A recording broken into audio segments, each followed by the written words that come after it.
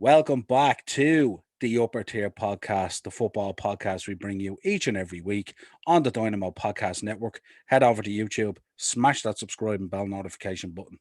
Also available on Anchor for the audio of the shows. And today we have a special show, number 4, I think it is, in our Legends series that we're doing on the podcast.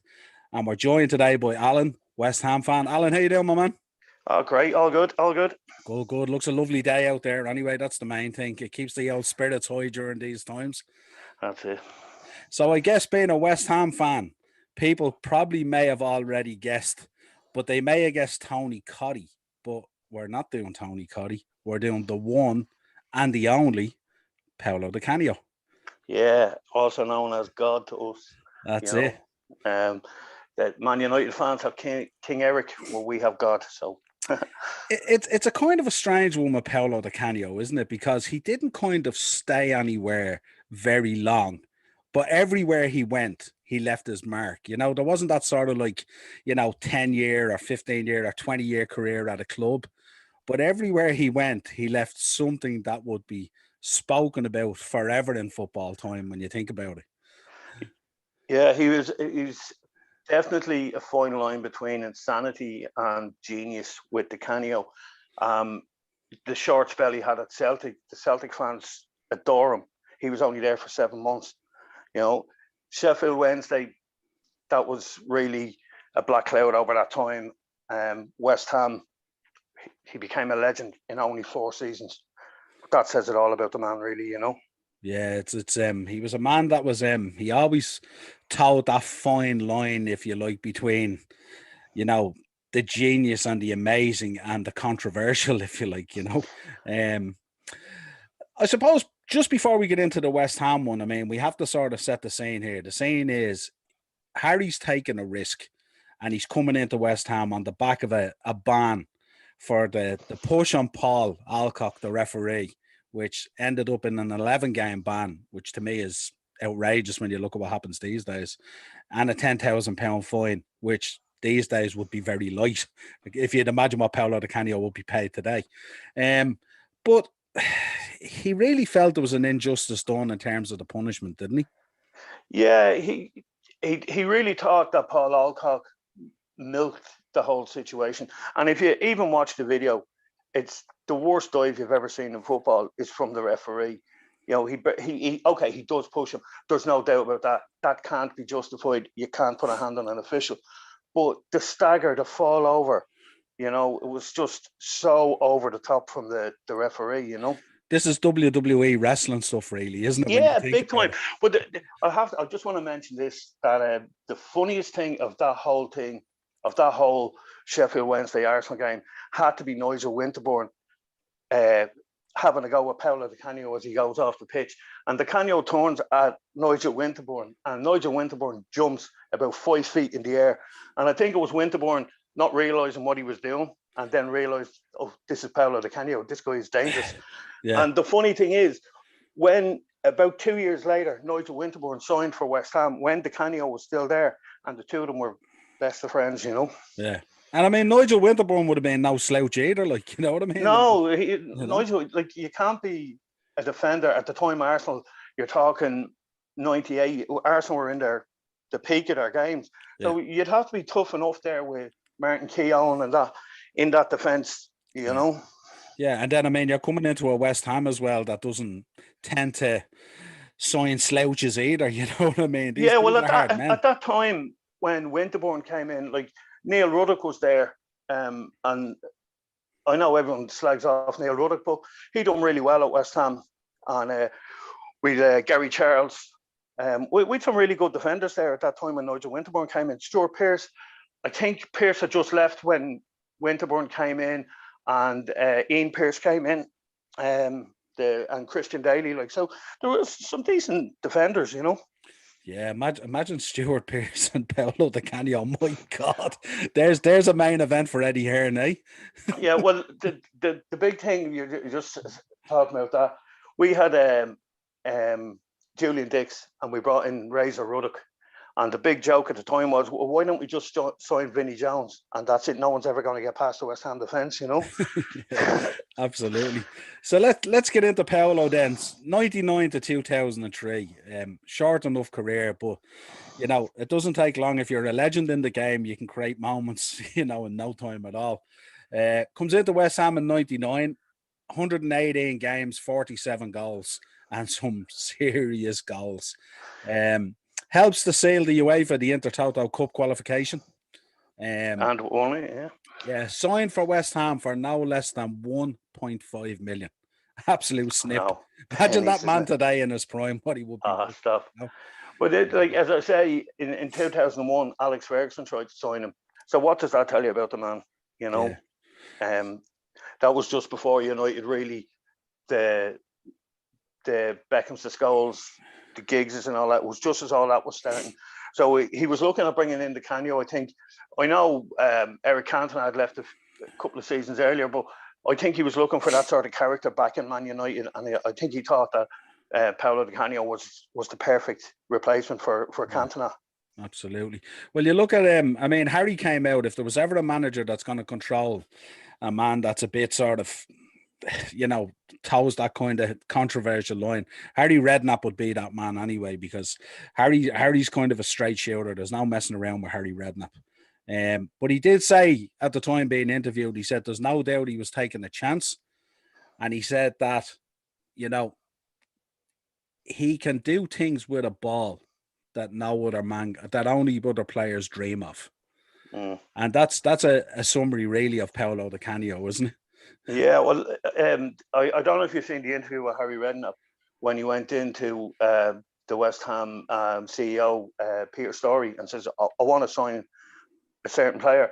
And your man told him, you can sign anyone you want as long as it's not Paolo DiCanio. And he went, well, actually, it is Paolo DiCanio. And it said he said it took 2 hours to convince Peter Storey to take a chance on him, Yeah. Because they were all, again, the dark cloud of pushing the referee was still hanging over him. That was still fresh then, It was only 6 months earlier, Yeah, absolutely. So he comes in, scores his first goal for West Ham, 27th of February. Yeah, 4 games in, yeah. Yeah, against Blackburn Rovers. So the Paolo DiCanio era begins. He helped to achieve the highest position, 5th, and qualify for the UEFA Cup through the Intertoto Cup. So West Ham are beginning to reap the rewards of signing this man that seemed like, could have been a dodgy sort of take a chance sort of situation, but it looks like it's working out. Harry's doing all the right things. Well, Harry had said that he had to tell the other players not to tackle Paolo DiCanio in training, because he was so passionate about football that he would retaliate, teammate or not, And I've heard stories like Joe Cole. Joe Cole used to follow him around like a lapdog. You got to remember, Joe Cole was only 17, 18 at the time when DiCanio was there. And DiCanio was interviewed, and he was saying about Joe Cole used to follow him into the canteen, and whatever Paolo DiCanio ordered for his lunch, Joe Cole would order exactly the same. He said he'd such a big influence over the young players that Paolo DiCanio was the first one to turn up at training, the last one to leave, and would always stay on and watch the juniors playing, and then hang around after the junior game and talk to all the young players. He said he was an unbelievable professional and such a football man, Yeah, and I mean, if you weren't a West Ham fan and you didn't understand that or have read it, you would think that would be further from the truth in terms of Paolo DiCanio. But it's a measure of the man as a professional. 98-99, he was voted the Opta Player of the Season. Picked up the award. And he scored the BBC goal of the season in March 2000 with a flying volley against Wimbledon. Talk to me about that. Sorry. I still think that's his second best goal for West Ham. Really? Yeah, there's one that's better, man. Is definitely in the 3-2 win at Chelsea. He scored 2 goals against Chelsea that day, but the first one, it's kind of like Ray Houghton against Italy. If you remember that goal where he comes in from the right hand side, but he flicks the ball up with his right foot, about 2 foot in the air, and doesn't break stride, nothing. Hits the ball on the volley from about 25, 26 yards out and buries it. You want to see the power in that shot. And if you get to Google it, do Google it.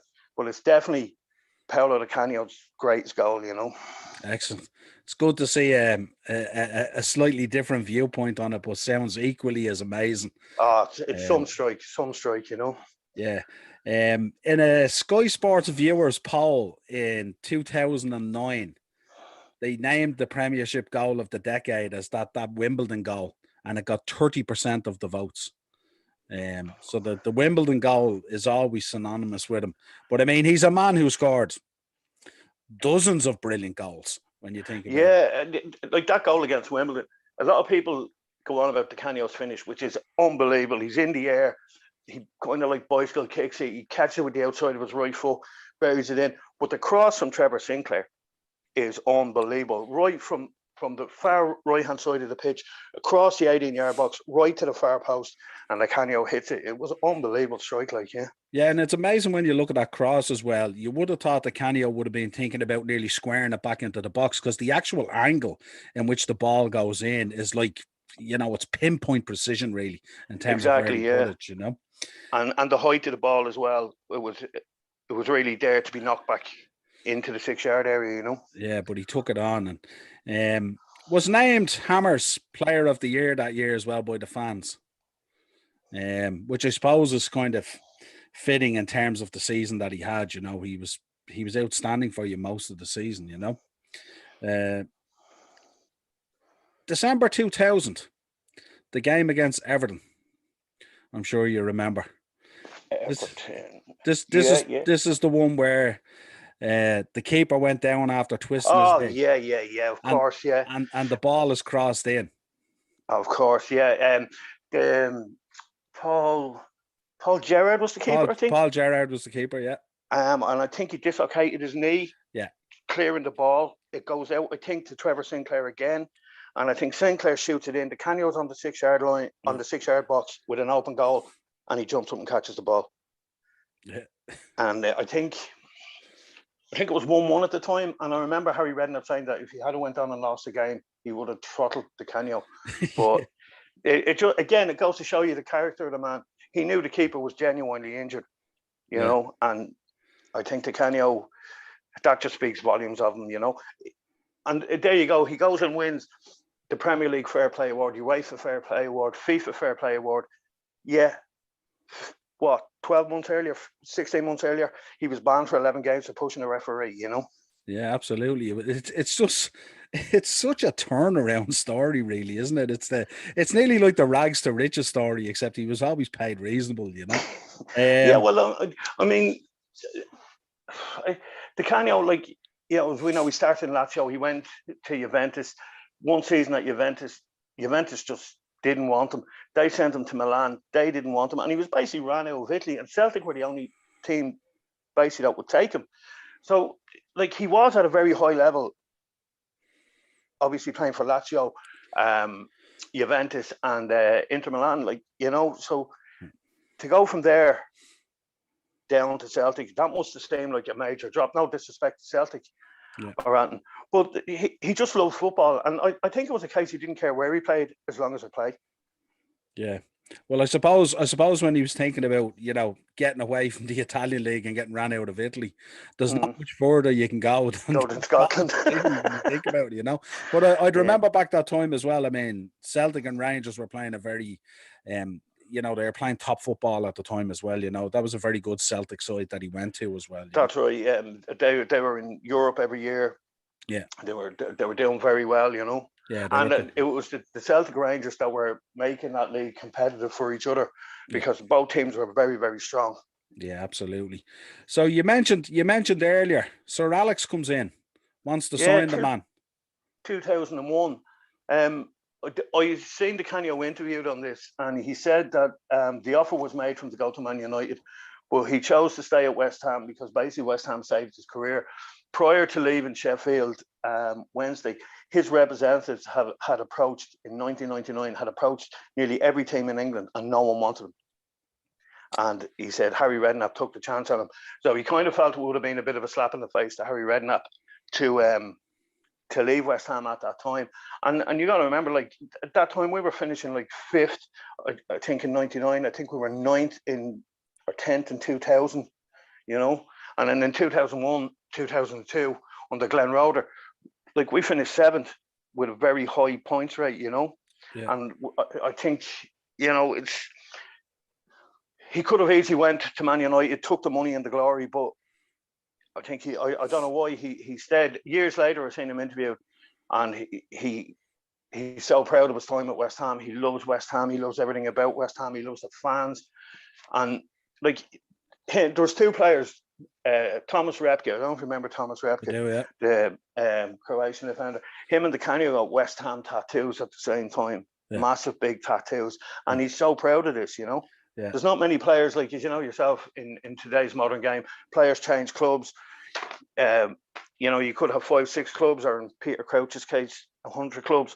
Yeah. But, you know, you don't know who you're going to be playing for. So to get a club you're playing for tattooed on you, like, that shows something, you know. Yeah.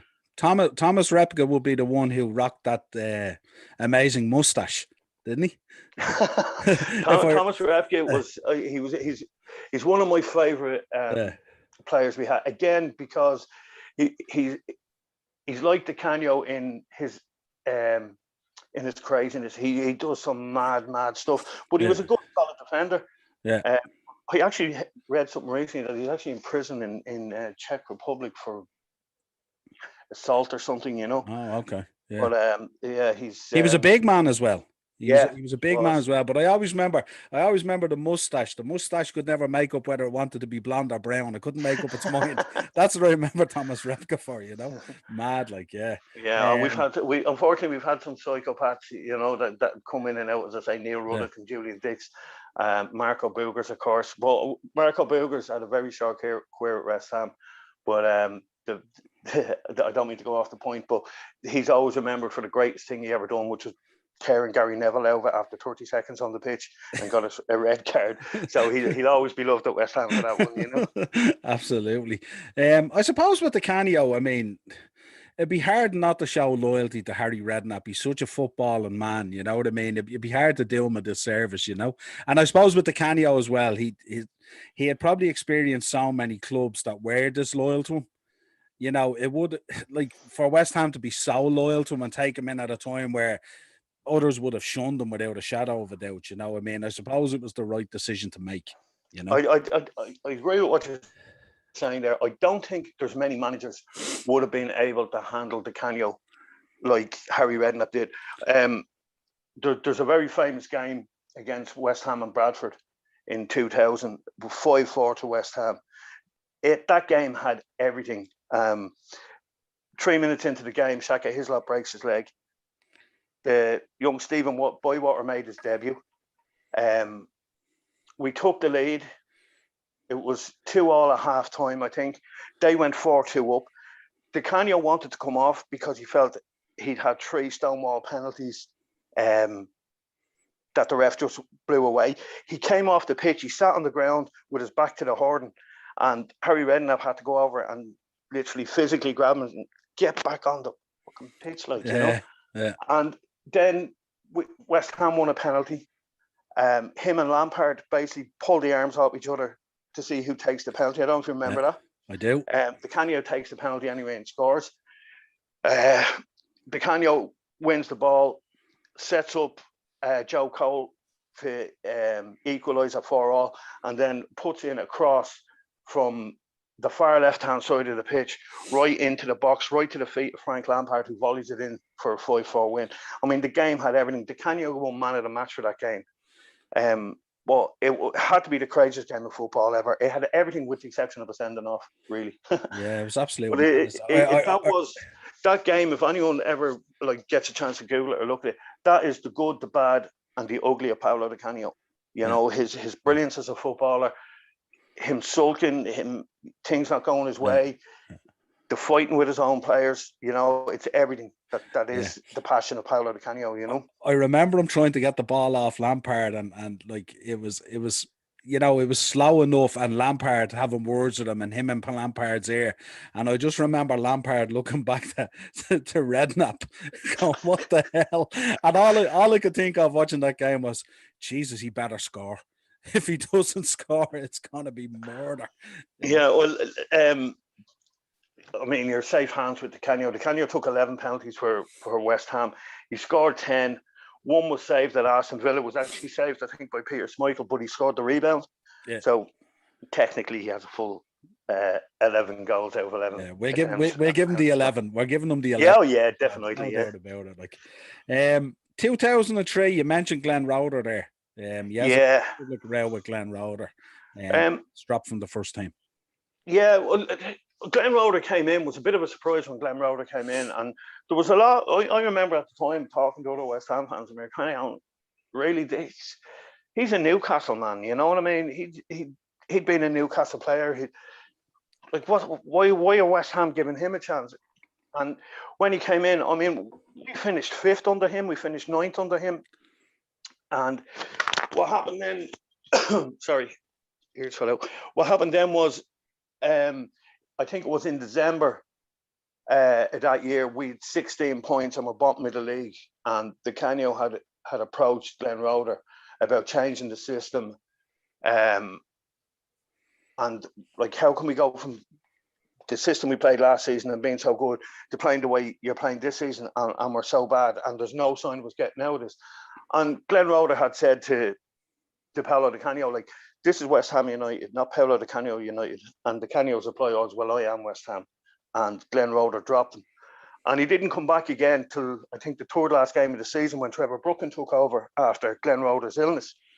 And the first game was Chelsea. He scored the winner in a 1-0 win at Chelsea. And then in the last game of the season, we needed a win only. And DiCanio scored an 89-minute equaliser against Birmingham. It wasn't enough for us to stay up. But him and Roeder, for some reason, when Glenn Roeder first came in, they had a brilliant relationship. And Glenn Roeder spoke nothing but highly of Paolo DiCanio. And within the start of that season, that last season, and Christmas time, the two of them had fallen out. And it was basically two football men arguing over what's best for the club, you know? Yeah, I mean, it's safe to say that fallout cost you your place in the Premier League. Definitely. Without definitely. a shadow. I think that season, I think DiCanio only made all season 18 appearances. And most of them were before Christmas. And then, as I say, he was dropped out of the team and made the last 3 games under Trevor Brooklyn. Well, if DiCanio had been in there, definitely we would have stayed up, you know. Yeah, I mean, you were talking about a team in the previous 2 seasons had been pretty competitive for European places and pretty competitive at the top end of the league, you know what I mean? So, like, yeah, I mean, the fall off is monumental, really. The year before, like, we'd finished 7th, and I think we'd 50 points, 52 points, 53 points, something like that season. And like, which is pretty good, like, considering they're saying that this is our best season this year, we've 55 points. You know, so it goes to show Glenn Roeder had done quite well, and then it all just fell apart. And then when the results start going bad, it started causing friction between the management and obviously DiCanio, being the flamboyant person he was, and the clash of heads ended up that Glenn Roeder put his foot down as, I'm the manager, you do what I say, and dropped him out of the team. And it did cost us our place in the Premier League, definitely, you know. Yeah, that day at Birmingham obviously was a difficult day for you as a West Ham fan. It's never easy when your team gets relegated. But we couldn't move on about talking about Paolo's interview in the tunnel. Yeah, that was... I mean, if ever Sky and their timing is perfect to find that emotion of a player, I think he knew himself that, you know, a lot of this had to be laid at, you know, his door and Glenn Roeder's door. Yeah. In terms of what happened.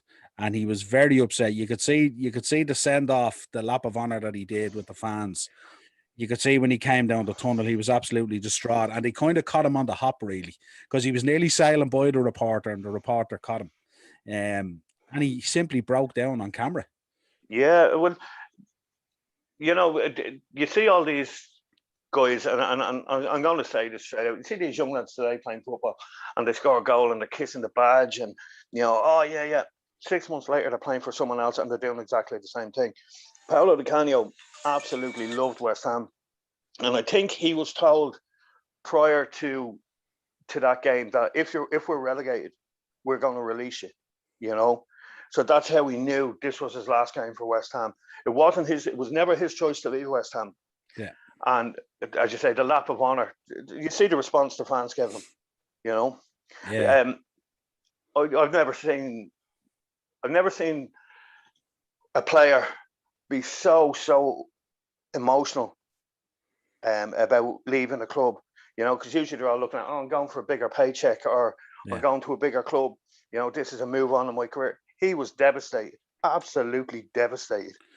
Well, I'd say he knew he had unfinished business there, but he knew he wasn't going to be able to get the opportunity to right the wrong, if you like, that had happened between himself and Roeder, you know, and that's always very difficult for a player where you have to leave under the wrong circumstances. Yeah, and the other thing you got to remember as well, Glenn Roeder was suffering from a brain tumor at the time. So DiCanio had to be very, very careful what he said about a very ill man, you know. And like when we went into the championship, Trevor Brooken took over for the first 10 games in the championship. We won 9, we lost 1, which I think was Rotherham, a 2-0 away defeat to Rotherham. And then Alan Pardew came in. And, you know, everyone that I know was saying, can you imagine Pardew managing DiCanio? Because Alan Pardew at that time was all attack, you know, and that's why, and that's how we came literally straight back up under Alan Pardew. Within, 12 months of Alan Pardew, we were in an FA Cup final, you know. So what could have been has always been there for us, you know. Yeah. Alan Pardew, famous now for the Pardew dance, as they call it, you know. So shout out to Alan Pardew. So he left and he went off to Charlton. Let's have a look at some of his let's have a look back at some of his moments. Obviously, the Wimbledon goal, you know, is massive in his career. And obviously the goal you mentioned there against Chelsea as well was a phenomenal goal. The Barthez goal at Man United, third round of the FA Cup. I love that. That's just unbelievable, that goal. Yeah. You know, we mentioned a few already, the catching at the ball of Everton and, you know, the shedding the tear in May when he was interviewed and stuff like that. One that springs to mind, the Sunderland Newcastle game, where he runs down the sideline and he slides. This was the forerunner really to Mourinho's carry on later in life, wasn't it? Really. That's it. And Niall Quinn going on about, oh, there's another expensive Italian suit that has to go to be cleaned, you know. But his time in management, like you remember at Swindon, he took a player off. The player gave him grief. He kicked him in the ass down the tunnel. The fight with your man Clark in the tunnel, where the two of them came to blows. Yeah. I mean, DiCanio, he's always been, and I don't know if that's him. I don't know if that's his passion just exploding, that he doesn't know when to draw the line and go, okay, I have to be a professional manager here. But to get into a physical fist fight with one of your players, like, you know. Yeah, I mean, he wore his heart in his sleeve. There's no doubt about it. Definitely, definitely. I mean, Joe Cole obviously knew what he was like. You know what I mean? So, but yeah, I mean, we had Darren Waremount on the show last week. He's a big Sunderland fan. He's a writer based over in Canada at the moment. But he's a huge football fan. And he always remembers, one of his memories is Paolo DiCanio going down on the slide on the. That's it, the pump in the fist. And you know, it ultimately cost Ruud Gullit his job as well. You know what I mean? Which must have been even very satisfying for Sunderland fans. You know, he always mentions that slide. So, anything else that sticks out in your mind? Any other sort of? The biggest thing. Well, not the biggest thing, but a very good story. In 2010, Paolo DiCanio was invited back to Upton Park to play in a testimonial game. As it turns out, DiCanio scored a penalty in that game. But after the game, they were all in the private lounge, and one of the board of directors had called Paolo DiCanio outside, and they'd actually put a plaque up naming the lounge the Paolo DiCanio Lounge in 2010. But never said that to him. And they unveiled it in front of him, and the guy, again, his Italian passion, he just burst into tears. He couldn't believe it, Yeah. And I think that's why he was so peed off that Upton Park went, because his lounge went with it. But they never told him, and he was just so emotional when he seen his name on this part of the stadium. Like, it was a nice little tribute, but they never said that to him. And then, after his career in England, he went back to Lazio. Just so much controversy there. The fascist salutes, I don't know, his whole career was basically had again another big black cloud over it, But that was that Lazio support crew, you know what I'm talking about. Yeah, absolutely, yeah. And he just bought into it. I don't know if it was a case of him trying to appease the crowd or whatever. Lazio got rid of him. He went to Roma, done one season in Roma, and then called it a day, But like, people got to understand as well, in 1999, when Paolo DiCanio went to West Ham, he was 31 years of age. Yeah. He wasn't a young lad. He wasn't in his 20s. Alex Ferguson tried to sign him in 2001 at 32. So that goes to show you about the level of player he was, and how well respected he was among the other teams. And he was so fit as well. I mean, I don't ever remember hearing. I know DiCanio missed a couple of games through, the odd muscle strain here and there, but he never got a UCL, or he never pulled a hamstring. He just kept himself so fit. Yeah, he definitely looked after himself. He always, even when he was on the pitch, he always looked the part. You know what I mean? You never would turn around and go, just he looks a bit out of shape there. He's carrying a bit of weight. He never really carried weight. He was always a strong player, like. But yeah, you touched on.